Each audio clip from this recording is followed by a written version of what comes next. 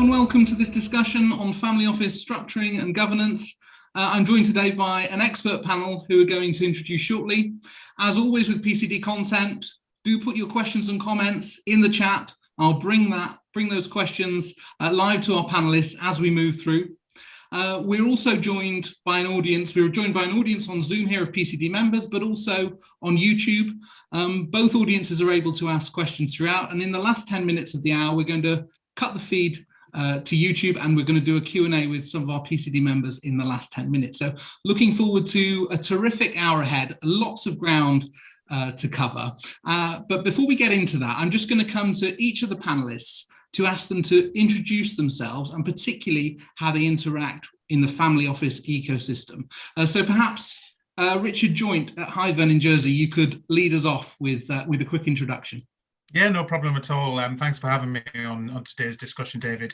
Yeah, so my time with family office dates back to about 2002, when I founded a single family office here in Jersey. I ran that for 10 years, and then for about the last kind of 10 years, I've also been running a multi-family office platform within fiduciary settings. So yeah, nearly 20 years in the family office sector, and I've seen plenty of very, very interesting families and interesting situations in that time. Wonderful. Great to have you with us today. Catherine Grum from BDO. Be great to hear an introduction from you. Hi, everyone. Delighted to be here today. So I am a reformed lawyer and tax advisor who now focuses specifically on advising enterprising families and family offices around strategy and purpose of wealth. So what is it all for? And then importantly for today's conversation, how do you then get organised once you know what it's all for, which might involve setting up a family office or reviewing a family office that's already set up and tweaking it a bit to make sure that it's fit for purpose going forwards. Terrific. Thanks for joining us. Carolyn Steppler from Credit Suisse in Zurich. Welcome, Carolyn. Thanks very much, David. It's lovely to be here, and good afternoon, everybody. So I run a team of European wealth planners at Credit Suisse in Switzerland. Altogether, we cover 10 different countries. Many of our clients are family offices, mostly single family offices. Some of them are very much restricted to a particular jurisdiction where the family lives, but a lot of them are international, particularly those in the UK. We don't give formal tax and legal advice, but what we do is work with our clients together with their advisors, people like Catherine, for example, and we help them explore topics such as wealth structuring, family governance, family office creation, philanthropy, and succession planning.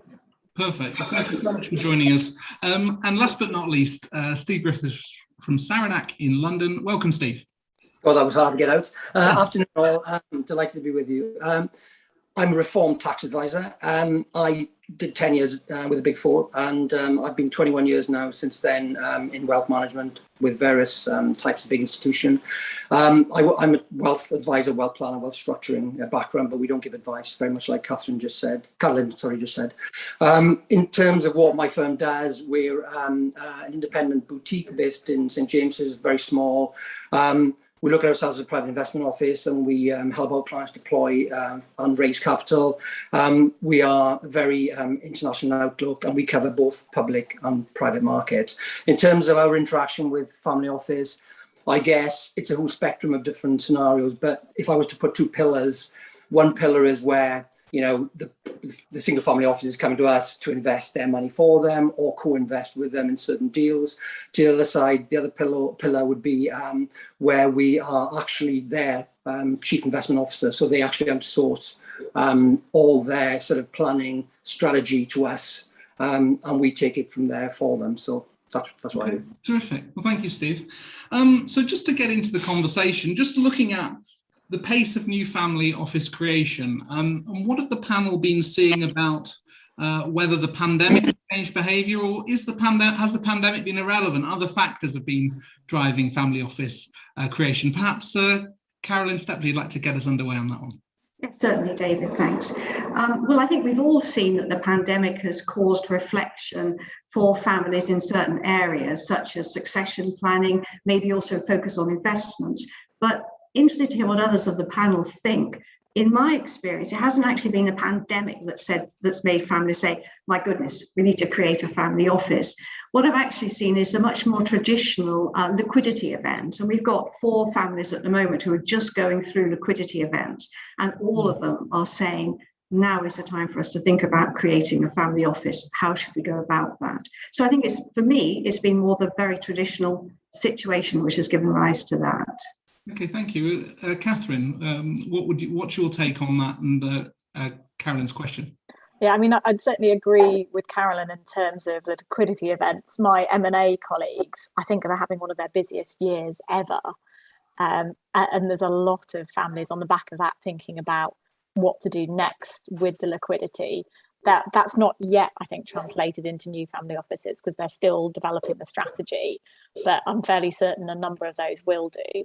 I think more generally, what I've seen are sort of evolutions of family structures into more of a family office format. And I think the pandemic and concerns about the safety of assets and the amount of work that's gone into creating the family's wealth and how easily that could be damaged has led people to think a bit more in a diversified perspective and evolve what they've got into perhaps more of a family office structure where they're taking more of a proactive thought around risk management, the way in which the assets are actually structured and protected, the locations, so that it's an evolution rather than a kind of a bang flash creation, but they are perhaps now more what you would describe as a family office than they were, say, 2 or 3 years ago. Okay, thanks. And Steve, I mean, are you seeing the same trend on liquidity events, creating new clients for you? I mean, there's well reported the M&A activity is booming for many of the banks, private equity money, a lot of private equity money sloshing around. What are you seeing in terms of liquidity events? I mean, there are liquidity events, but I think I'm probably slightly skewing more to what Catherine said. I mean, I think it's a lot of families. There was a trend anyway, but I think it was heightened through the pandemic where people realized, had time to think about things, and they realized their pools of capital were not doing quite what they thought they were doing. In fact, in some cases, didn't even know what it was doing. And they realized professionalization was really important. And we have seen situations where, quite interestingly, trusted advisors who have been really very glad to lose the kind of responsibility for some of this, especially on the investment side, have now been able to actually pass that on to more kind of more professionalized people do that. So it comes in all shapes and sizes. I think Carolyn Steppler's point is true, that liquidity events are a key moment when people start thinking about what they want to do, but equally there's a problem out there. And I even talk to trustees who've got pools of wealth, and many of them are thinking about, should we be having more supervision, more oversight, more stewardship of what we're doing, both in public markets and private markets. Okay, terrific. And Richard, just to bring you in, I mean, you're based in Jersey. Have you seen any new ways of working when, in the absence of travel, have you find the family office sector responding to these new ways of working in the pandemic? Yeah, really interestingly, I think that the technologies that we're now using and embracing have not just enabled communication in this sector, but they've actually enabled a kind of a new way of family office working. So one of the things that's always been, I think, a barrier to somebody deciding to set up their own single family office is the requirement to have premises, to have a core kind of IT system with servers in a specific location, and to think about having employment contracts and an HR manual and HR processes. All of those things are very time consuming and burdensome for somebody who's a wealthy individual or a wealthy family, where really what they want is to get things done. They don't really want to be an organization. And actually I've seen 2 or 3 situations, 2 of them quite well advanced, where the families have taken this kind of medium and have fully embraced it. And instead of actually going down the traditional family office route of having a location with employees and servers, they've actually said, actually, let's create a virtual family office. The people are self-employed. So they come, without their kind of HR issues. There isn't actually an office at all, but everybody can come together in their various different time zones. They are international families, and they can come together in an environment such as this and act as a unified team, as if they were a group of employees in a traditional kind of family office situation, but contributing for what the family needs in its kind of format today. So actually, this kind of video technology and internationalization has enabled a kind of a new way of working for family offices, which I'm calling the virtual family office. Okay, thanks, Rich. I mean, what do the rest of the panel think about the need for, say, premises, the Mayfair townhouse, the more traditional employment contracts? Are we in a moment here where we've embraced the virtual, but ultimately we'll revert to having premises and things? I mean, perhaps Catherine, do you have a view on that and where we'll go into the future with this?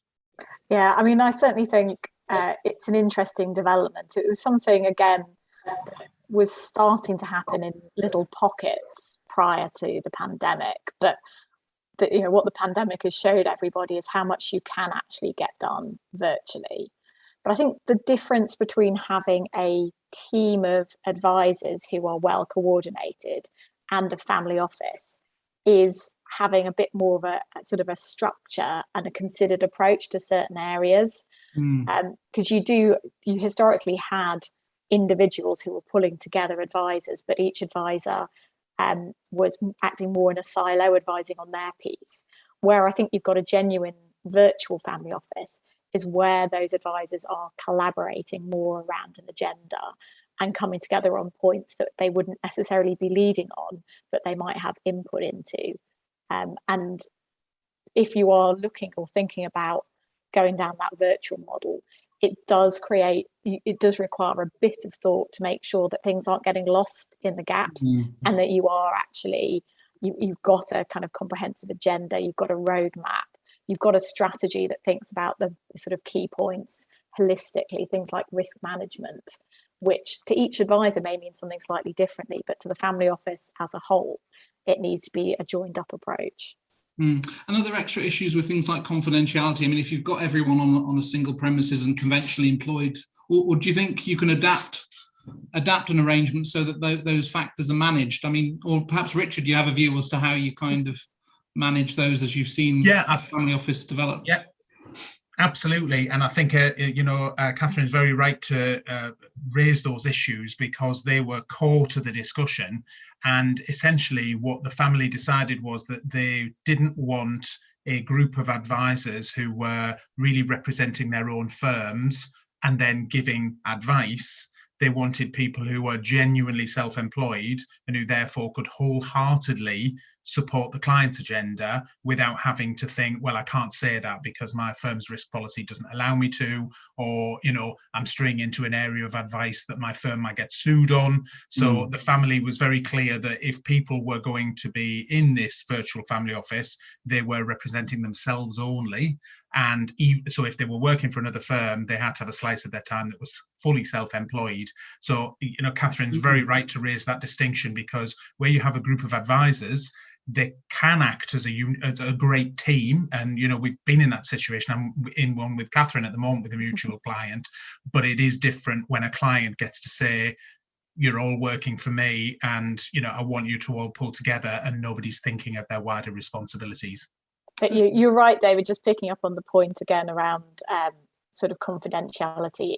It needs proper thought and organisation, because where I've seen it work effectively, everyone's maybe assigned an email address, so that documents are retained within. There is still some family office essence there, rather than documents going on to individuals' own email addresses, for example, and the same with confidentiality and all the different agreements that need to be put in place, and tax advice as well. And my colleagues wouldn't let me get away without saying that the rules have changed around employing contractors in particular, certainly in the UK. So whatever the setup, it does need consideration. Okay. Can I just add something there, David? I mean, just following on from Catherine, because it's so true. I mean, we're working with a very big family at the moment. Well, family small, but big wealth. And through the professionalisation process, it's all about kind of removing key person risk, okay? Because certain people have lots of knowledge, okay, and it's not widely known. And so what we're doing with them is working on sort of how to move all this information into a cloud-based document storage system so that this information is available, which feeds into things like confidentiality, of course, and all that sort of stuff.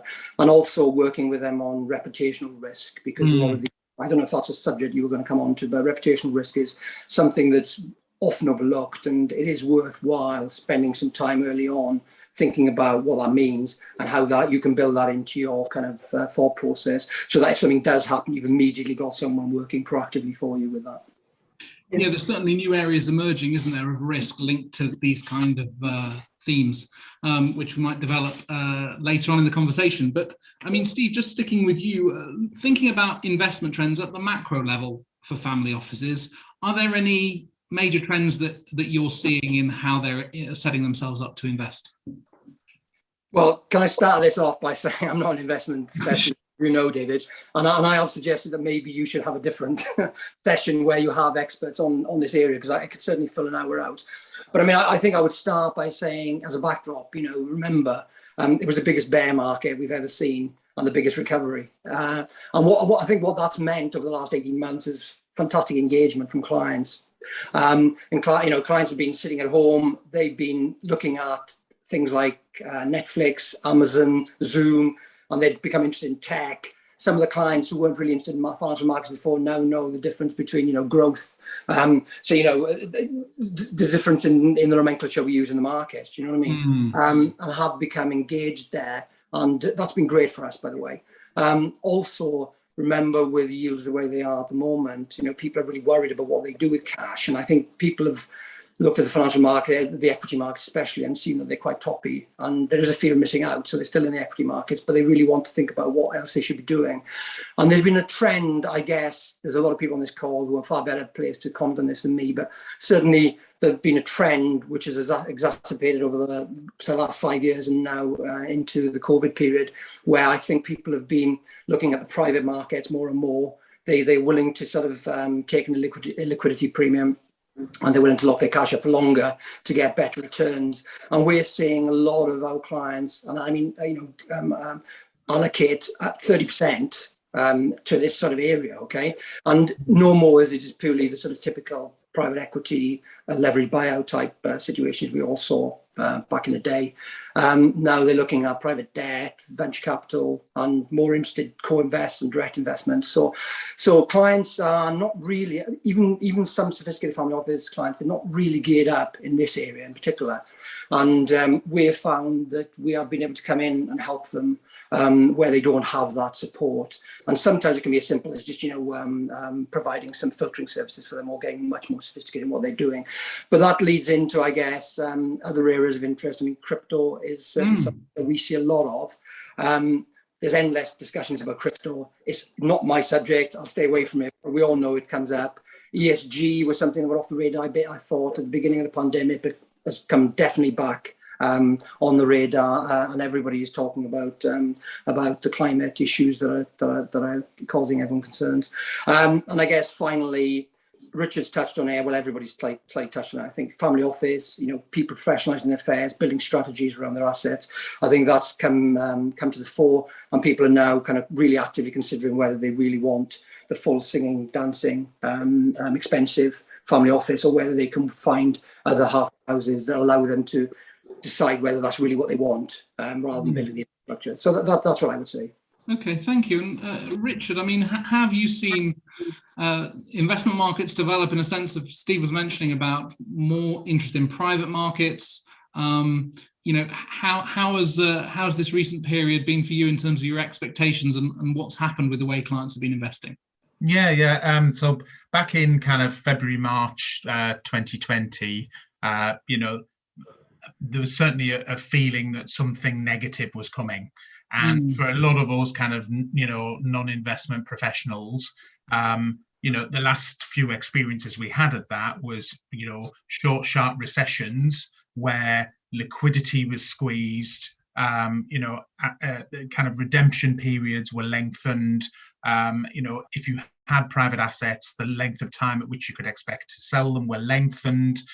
So there was all of that kind of expectation in my mind. And actually what I saw was clients continue to do private capital deals and actually invest in markets which still had lots and lots of liquidity. And here we are kind of, towards the end of the following year. And I think it's amazing that earlier in the conversation, Carolyn's saying that, there's so much liquidity in transactions that's driving new family office foundations. Steve's talked about a lot of private capital deals. I've seen that too. And you just kind of think, actually, this experience has been nothing like those other recessions. We now find clients who have an enormous amount of liquidity, who are looking for transactions, who have made quite a lot of money in this recession that isn't really a recession as others were. And so it kind of confounded all my expectations. And really, we've got a lot of private clients who are now in a very, very attractive position with lots of liquidity and lots of options. So I've just reflected at how kind of wrong my expectations were all those months ago.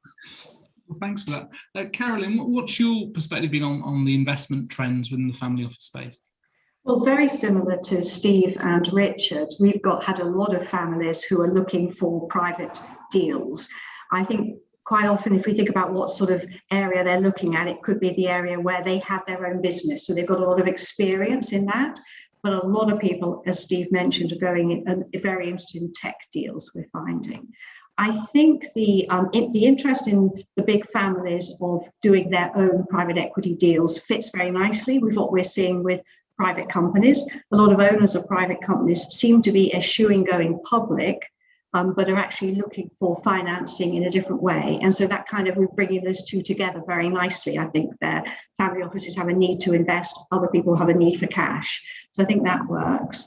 On a sort of completely separate area, thinking just generally about banking relationships. Now, we all know that many of our clients will have many different banking relationships. But what we're actually seeing with quite a lot of our sophisticated clients is starting to consolidate their banking relationships. So they'll definitely tend to go for a banking relationship locally, which for their everyday needs. They often like a bank in the United States, in America, and also then a bank in Europe. And may I say, quite often a bank based in Switzerland. So it's certainly interesting that we're seeing the families consolidate and not have quite so many banks that they're dealing with anymore.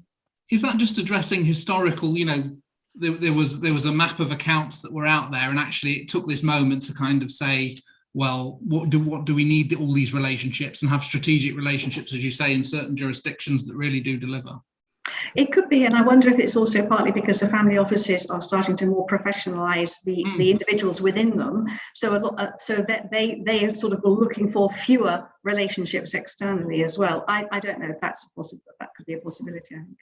And have you seen, we mentioned there the increasing focus on private equity. Have you seen family offices recruiting and bringing specialist experts in-house? Yes, that actually is certainly something that we've seen. So quite often looking to bring in somebody who's a specialist, maybe a lawyer or an accountant specialist or consultant specializing in private equity. I think there are certain trends where it's more difficult to get a specialist in-house, so they're using outside consultants, but a number of the families have certainly recruited private equity specialists to help them in that area.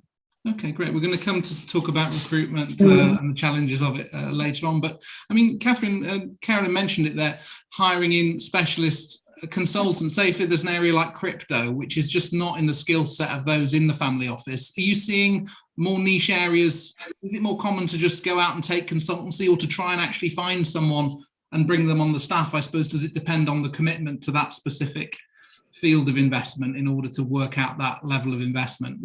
Is there any view on that? Yeah, I mean, I think you kind of summed it up quite well there. But really, when I'm talking about family offices, their structures on the spectrum. So yes, you do still have some of the big all singing, all dancing family offices, but most of them sit in this kind of hybrid model where they actually, if they're going to review it strategically, and a number have done so over the past couple of years, they look through and say, what's the family's purpose for having the family office? Where do we as a family office team add value? And where do we need to have people in-house in order to deliver on that? And there's a lot of different factors. So is the talent available? Depends on the location and the sort of talent they're requiring. How does that manage risk? Does it create more risk to bring them in-house, more risk to have them externally? What's the pricing difference? Sometimes it's quite nice if you're using external consultants, you have a tap that you can turn on and off. So what we tend to do when I'm working with the families, you build up a whole matrix of the different considerations, and then we'll work through kind of service line by service line to think for the family, ultimately, do they need someone in-house? Should they look externally? And what's the market like for that person externally? Okay, thank you. Well, just coming on to sort of broader governance issues. I mean, I know, Catherine, you do a lot of work with families trying to define their mission, if you like, or their destination. I mean, to what extent have clients embraced the idea of governance at a wider level rather than just kind of a structuring diagram? I mean, Catherine, do you have a view on that? Yeah, I think this is definitely an interesting area where there's been quite a lot of evolution. I'm not sure how much the pandemic was a catalyst for this. I think certainly when families have been at a pinch, they are more conscious of their governance arrangements or lack thereof. Traditionally, I think there was much more focus on the sort of legal structures, and they're very good. They help to consolidate the assets. They've got legal benefits, tax benefits, succession planning. But in and of themselves, they don't provide governance. If you have a company, there's a whole corporate governance that has to be put in order for there to be governance. And it's the same with a family office and with a family more generally. How I kind of tend to describe governance is, if you've got the family, a group of individuals, you've got the stuff that they own. Governance is what sits between them and their stuff and whoever's managing that stuff. It's how they get information about their assets. It's how they make decisions about those assets, and it's how they communicate both as a family and between a family, and if they've got external managers. That's the governance, and the structure itself doesn't necessarily provide that. It can do, but it requires thought and discussion. And what I'm seeing with a lot of my clients is they're being a lot more deliberate and conscious about that and how they organise themselves. And they've looked at what's worked well during the pandemic. So have they got together more as a family, for example, using Zoom and Teams? Has it been easier? Have they had more communication and dialogue with their advisors, or have they had issues? And then you can look to build on that. Okay, thank you. And Steve, what's your perspective on this question around governance and a bigger buy-in than just beyond the structuring?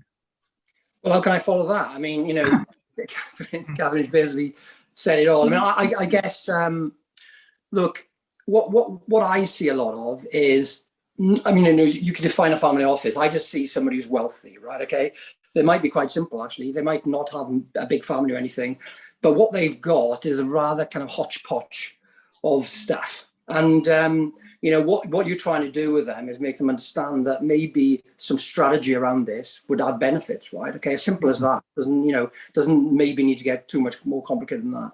And so it's then helping them to understand what approach they could take. And so, we've been working with clients without investing their money. So just providing the kind of CIO support for them across the piece, all their assets, right? Okay, their market assets.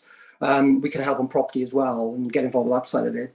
And what we try and do is make sure that they understand, the risks. They have a systematic approach to what they're doing. We empower them to explore other opportunities that they probably wouldn't have done were they not working with professionals.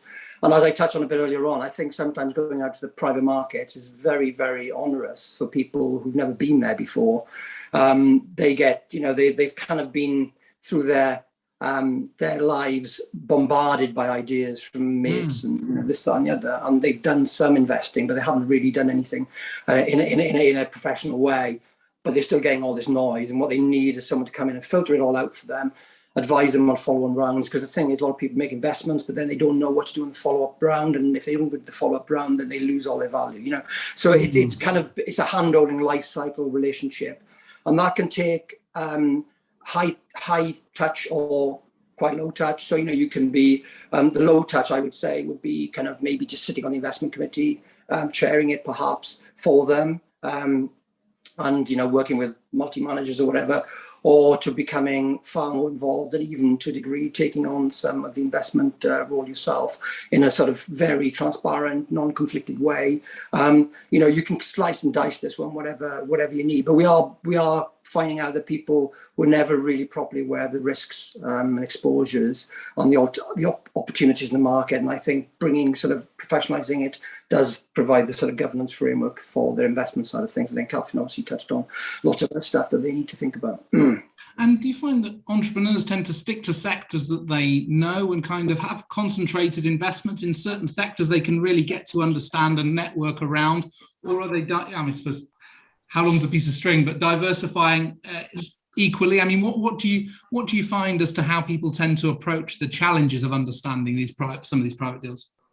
No, I think they've got to find their way. I mean, you're right. I mean, a lot of them are very focused on a particular area, and you wouldn't get a Christmas card from them if you move them into an area they're not comfortable with, and then you lose money, right? So it's all a matter of building trust with them. I think convincing them that they've got a proper strategy with some governance around it that will allow them to sort of develop, I guess. And it's an educational process as well, isn't it? We try and impart on them knowledge that they previously wouldn't have come across. Okay, thanks. David, if I may, I'd just like to perhaps pick up some of the points that Catherine was raising on governance, and just ask her in her experience, because I think we're probably all familiar with the idea that you get your best governance solution if you involve all members of the family, different generations. But I find historically, whenever I'm talking to families, it's the parents who want to impose everything downwards.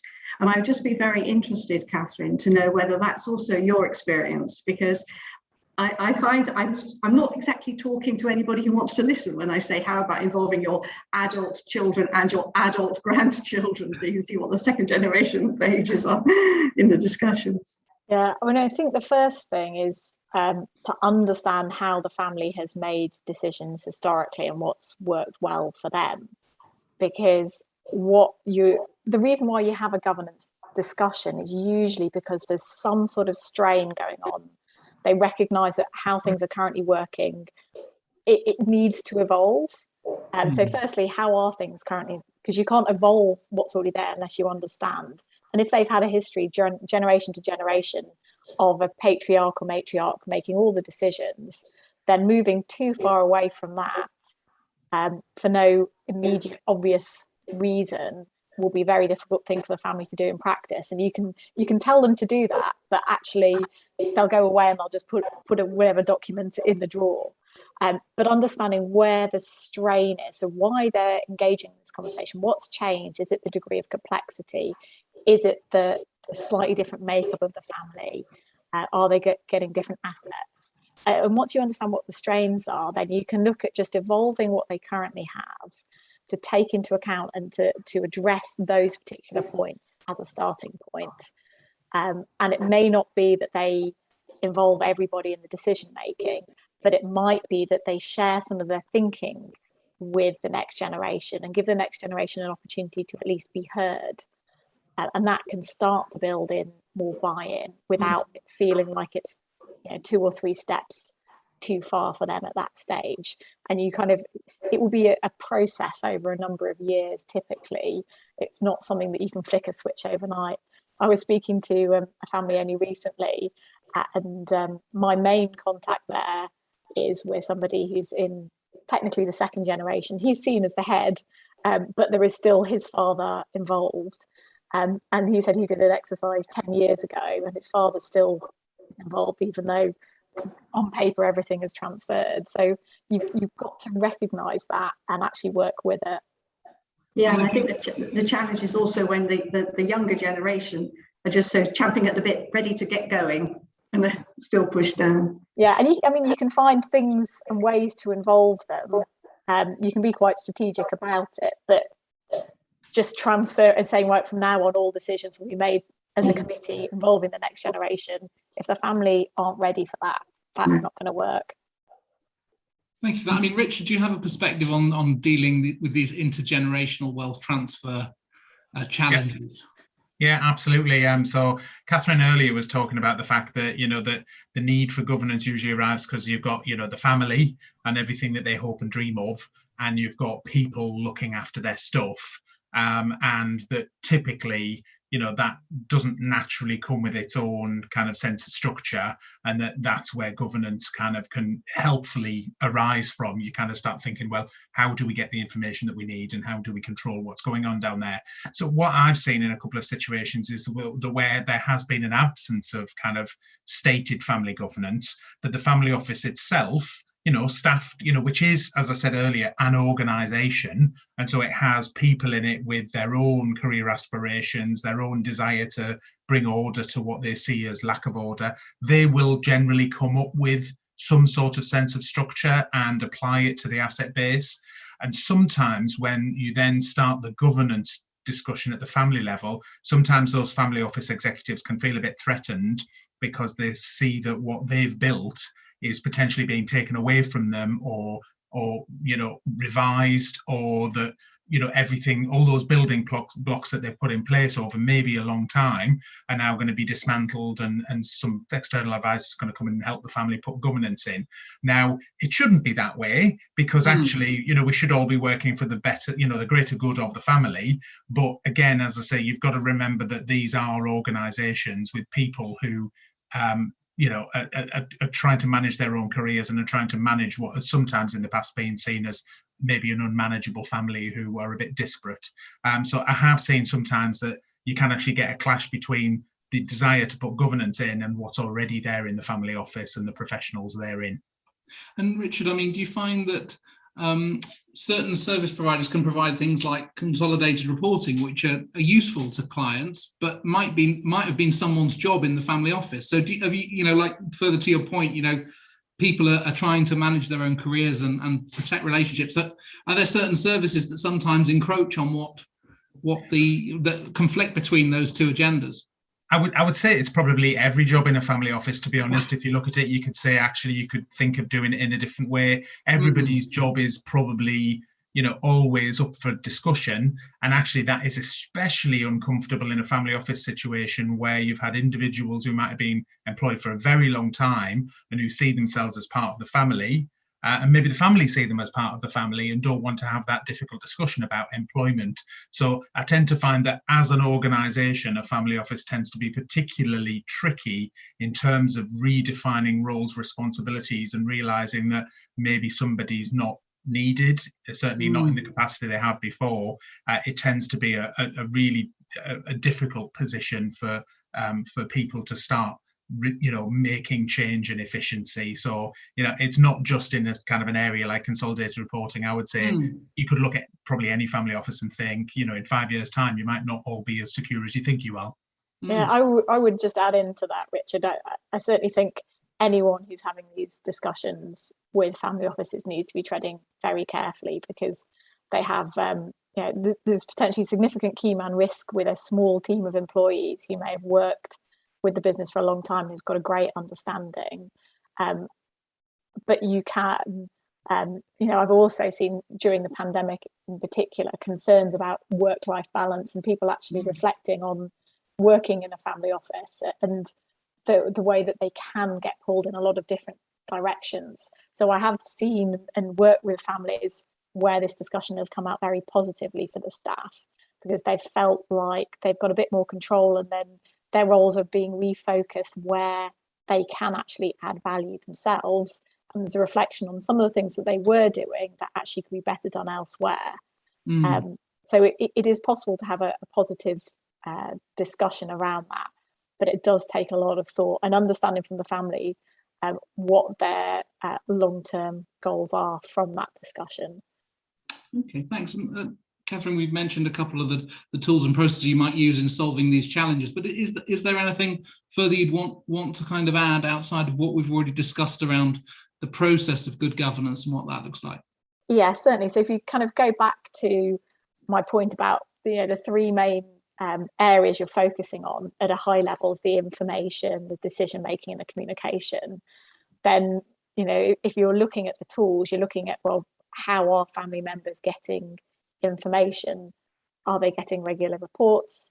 Does there need to be a framework of meetings to convey information, and how that's built up? The same with the decision making. So who's involved in decision making at a family level? Who's involved in decision making at the family office? Have they got clarity on the accountability and the remit? What information needs to be conveyed? So what decisions need to be made at which level? And that can really help family office staff as well to get that clarity, because it isn't always obvious what decisions families might want to retain versus what sits at the family office level. And then communication, again, thinking about committees or family meetings, or looking at things like software to help the family communicate. All those things you can start to build in once you understand that you're trying to address and think about those three areas.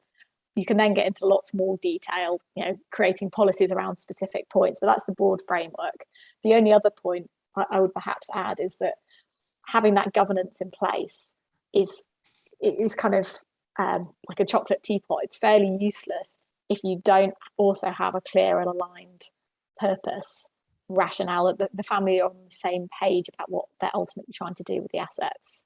And therefore, getting them to come together to have that clear shared purpose, vision of what it's all for, and that might be something that you document in, say, a family constitution or family charter.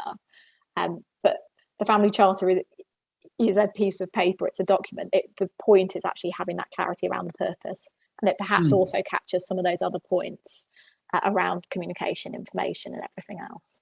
So that's, if you think about it that way, and that's what you're trying to build, and the charter might be one way of capturing that and recording it for the family, rather than it being the be all and end all. Thank you. Steve, was there anything to add on the governance piece? I mean, you mentioned before about the outsourced CIO and how that can, introduce some rigor and help people make good decisions around the investment process. Yeah, I mean, I just want to add to what Catherine said. I mean, it's so true.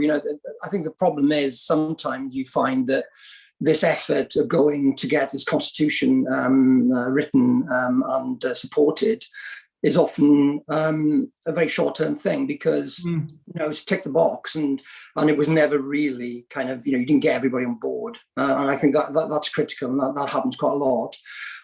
In terms of the outsourced CIO, I mean, I haven't really got much to add to what I've already said. I think it is a conversation worth having, because I think what we do for one particular client, for instance, is he was going through he's a Middle Eastern client, and he's based in the Middle East, and he was going through a process with his local lawyer, and they sort of did the usual RFP process. And when they got the results back from the RFP, they found themselves a bit confused, really, and didn't really know what to do and how to differentiate.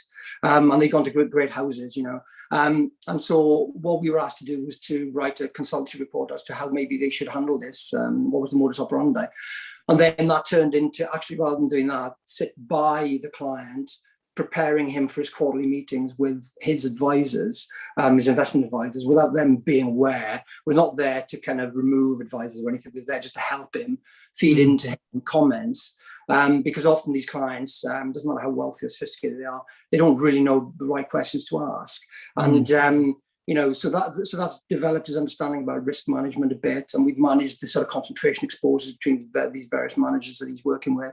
And for us, it's now given us a view also onto his private markets investments in the Middle East, which has been particularly interesting on the property side. So it's an interesting journey. Once a client realizes there are benefits, and you have to prove that, because it's not easy to go in and say, look, you need an overarching steward, which we're going to charge you for, by the way. You have to prove the value, and certainly in that case, that value was proven because he's enhanced the amount of assets that we're looking at for him. So I think there is scope for people to have a look at what they're doing and to a degree professionalize the approach they take. Okay, terrific. And just turning now to the types of structures that are being used in family offices and whether there are any trends. I mean, Catherine, is there anything you're observing from this space? Yeah, I think just pick up on a couple of points. So firstly, we've already been discussing quite a bit around investment in the private assets.